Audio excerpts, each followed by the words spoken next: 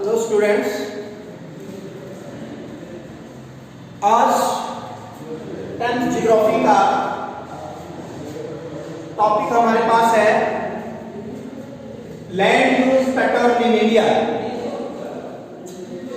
कल के वीडियो में हमने डिस्कस किया था land resources and land utilization. Land as a resource हमने डिस्कस किया था और उसके बाद यूटिलाइजेशन हमने लैंड की पढ़ी थी कि हम लैंड को कैसे यूटिलाइज करते हैं, कहां कहां हम इसका यूज करते हैं और लैंड जो है वो कितनी यूज होती है।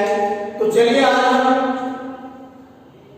एक कॉम्प्रिहेंसिव तरीके से land use pattern in India को डिस्कस करेंगे कि इंडिया के अंदर लैंड जो है वो इसके पैटर्न्स क्या क्या है, इसको हम कैसे यूज करते हैं। तो सबसे पहले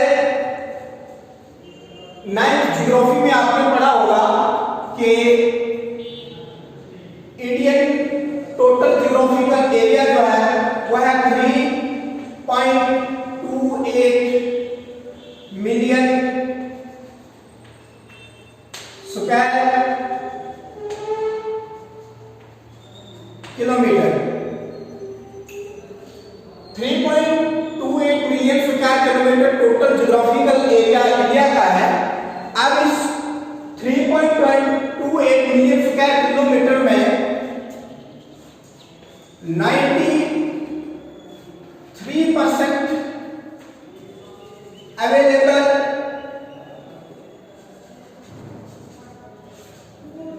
लैंड जो है हमें अवेलेबल है 93%, यानी out of 100% we have only 93% land available to use. क्यों? क्योंकि आपने देखा कि in some areas like in UT Jammu and Kashmir and in UT Ladakh some areas have occupied Pakistan and China.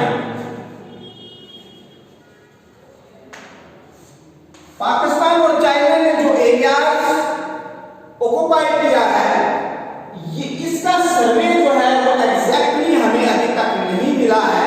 Reporting area जो हमारे पास इस वक्त है वो 93% जो है वो एरिया हमारे पास अवेलेबल है जिसको हम यूज कर रहे हैं। कुछ जो है हिलीज और माउंटेन्स की वजह से हम उसका सर्वे नहीं कर पाए हैं और कुछ एरिया जो है हमारा चाइना और पाकिस्तान के अंडर है जिसका सर्वे जो है टिल डेट तक अभी हुआ नहीं है और जिस लैंड को हम यूज नहीं कर रहे हैं। अब ये 93% लैंड जो हमारे पास है इसमें जैसे हमारे पास नॉर्थ ईस्ट स्टेट्स हैं। नॉर्थ ईस्ट स्टेट्स में क्या है कि यहां कुछ स्टेट्स ऐसी हैं जो लैंड को ज्यादा यूज कर रही हैं और कुछ स्टेट्स ऐसी हैं जो लैंड को बहुत कम यूज कर रही है। जैसे हमारे पास नेट जोन एरिया जो है, शॉर्ट में लिखूंगा net zone area. Net zone area हमारा 54% है आउट ऑफ 93। 54% एरिया जो है वो एग्रीकल्चरल पर्पस से यूज हो रहा है। अब इस एग्रीकल्चरल पर्पस में क्या हो रहा है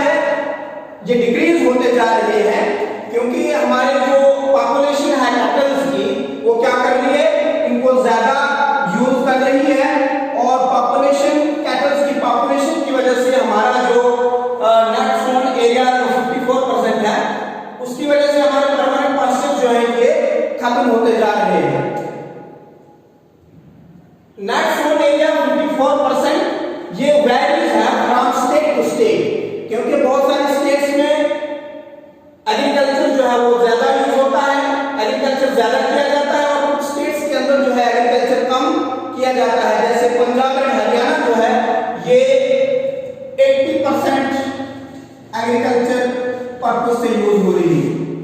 पंजाब एंड हरियाणा में 80% जो है खेती बाड़ी की जा रही है। और इसके अलावा less then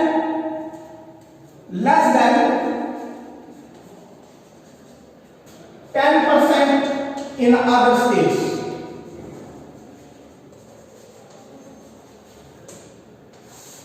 in other states जैसे आपके पास अरुणाचल प्रदेश है, मिजोरम है, मणिपुर है, अंडमान निकोबार आइलैंड्स वगैरह है। यहाँ ये लेस देन 10% जो है एग्रीकल्चर पर्पस से यूज हो रही है।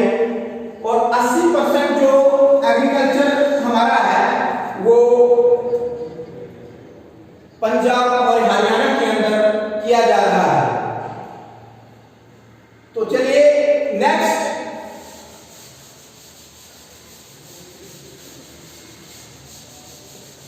हमारा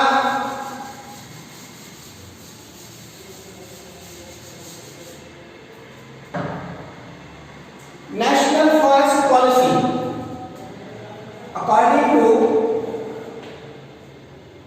नेशनल फॉरेस्ट पॉलिसी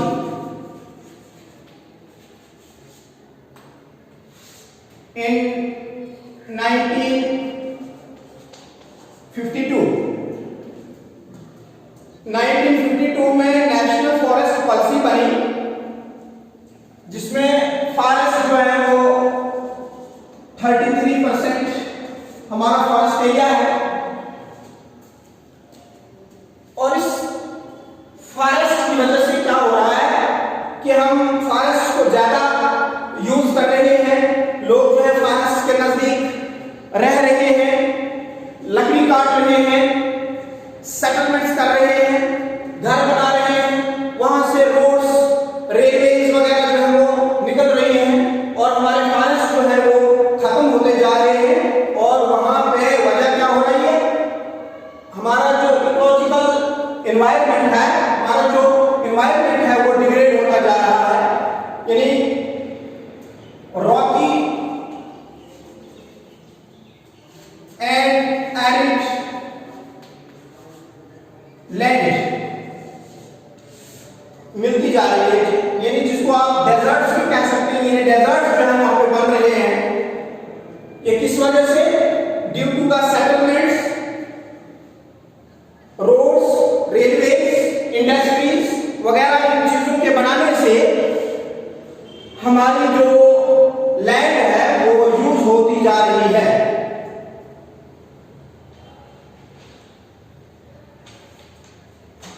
अब नेक्स्ट आपका जो टॉपिक है,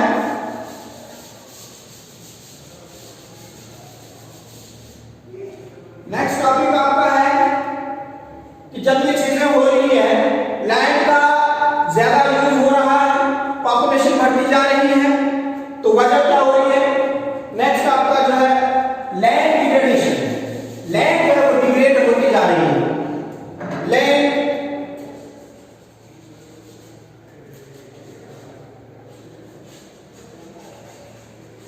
land degradation and conservation measures. Conservation measures. जब लैंड डिग्रेड होती जा रही है तो इसके कंजर्वेशन मेजर्स क्या है, यानी what are the steps to prevent the degradation of the land. कौन से स्टेप्स ऐसे उठाए जाने चाहिए जिससे हम लैंड डिग्रेडेशन को बचा सकते हैं? तो काजेस क्या है? काजेस क्या है जिससे लैंड जो है वो डिग्रेड होती जा रही है? डिफॉरेस्टेशन,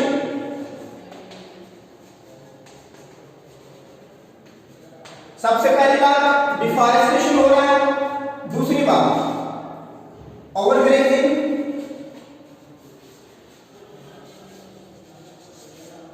ओवरग्रेजिंग तीसरी बात, माइनिंग।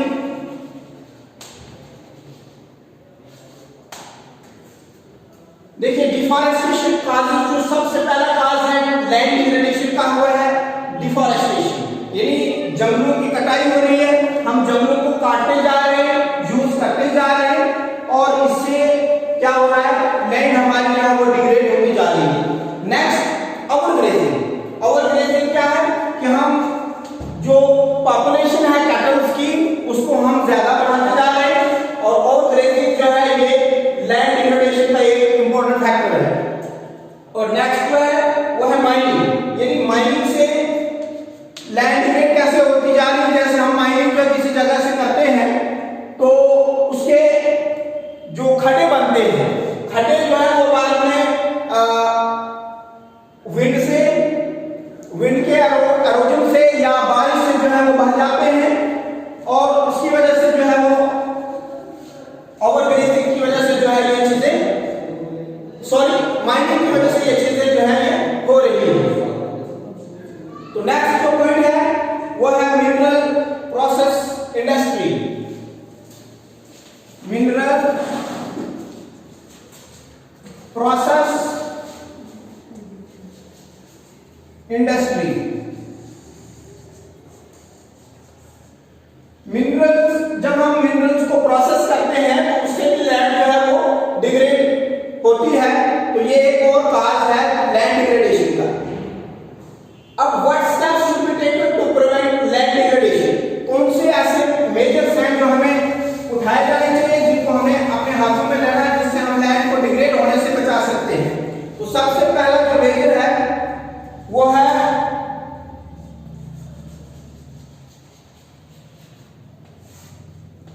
पहला मेजर क्या है, एफॉरेस्टेशन।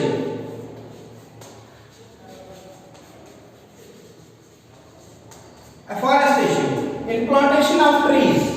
एफॉरेस्टेशन किया जाना चाहिए, प्लांटेशन ऑफ ट्रीज होनी चाहिए, जिससे हम लैंड को डिग्रेड होने से बचा सकते हैं। ये कंजर्वेटिव मेजर है।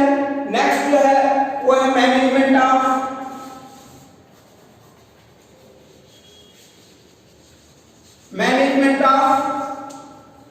Grazing. Management of grazing land.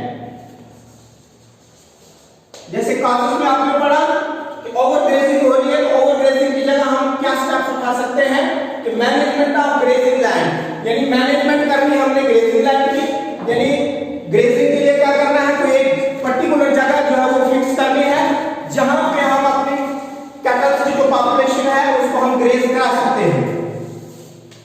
Next जो प्रिवेंटिव मेजर है वो है रेगुलेटिंग माइनिंग। रेगुलेटिंग माइनिंग, उसमें आपने कॉलेज में पढ़ा था माइनिंग। माइनिंग जो है ये एक काज है लैंड डिग्रेडेशन का। अब इसका स्टेप जो है क्या लिया जाना चाहिए, वो है रेगुलेटिंग माइनिंग, यानी माइनिंग को बड़े हिसाब से तो हमें रेगुलेट करना है। जैसे जब हम माइनिंग करते हैं तो उसके खड्डे वगैरह जो है जमीन को इस ढंग से खोदा जाए कि ज्यादा जो है माइनिंग करते वक्त जो है वो ज्यादा लैंड जो वो डिग्रेड ना हो।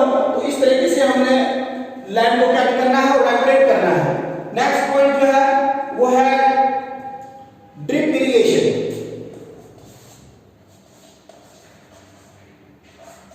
ड्रिप इरिगेशन,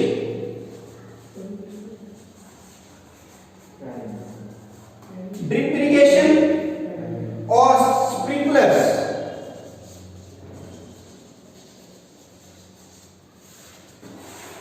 ड्रिप इरिगेशन क्या होती है, जैसे हमारे पास हमने फसल उगाई है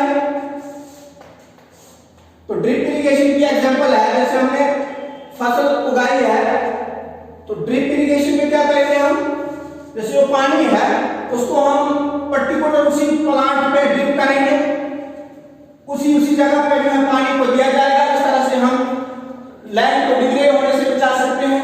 और नेक्स्ट जो है आपका स्प्रिंकलर्स। स्प्रिंकलर्स आपने सुना होगा, स्प्रिंकलर जिसको फुहारे कहा जाता है, यानी फुहारे पानी के जो है वो यूज किए जाने चाहिए, जिससे हम लैंप डिग्रेड होने से बचा सकते हैं। और नेक्स्ट आपका है preventive measure, plantation shelter belts. इसको मैं याद लिख रहा हूं, plantation shelter belts. Plantation shelter belts जो है ये कंजर्वेटिव इंपॉर्टेंट कंजर्वेटिव मेजर है। जैसे आपके पास कहीं जमीन जो है वो लूज है, रेती जमीन है, या वहां पे ओवर ग्रेजिंग ज्यादा हुई है, तो वहां पे क्या करना हमने, वहां पे हमने प्लांट्स जो है वो लगाने हैं। जैसे कैक्टस का पौधा जो है हम वहां लगाएंगे जिसकी जड़ें जो है वो ज्यादा मजबूत होती हैं और जमीन को जुड़े रखेंगी, पकड़े रखेंगी, होल्ड करके रखेंगी, जिससे लैंड जो है वो ना विंड का एरोजन होगा और ना बारिश से जमीन बह सकती है। तो इस तरीके को हम प्लांटेशन शेल्टर बेल्स के नाम से जानते हैं। तो ये और इंपॉर्टेंट मेजर है, ये उठाया जाना चाहिए। और नेक्स्ट जो है वो है आपका ग्रोइंग थॉर्नी बुशेस 6।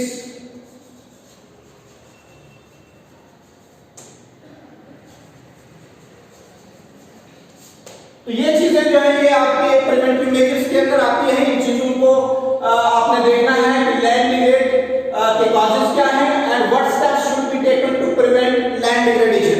तो आज की इस वीडियो में हम फिलहाल इतना ही देखेंगे और नेक्स्ट जो टॉपिक होगा हमारा सॉइल एज ए रिसोर्स, इसको हम नेक्स्ट वीडियो में डिस्कस करेंगे। Thank you.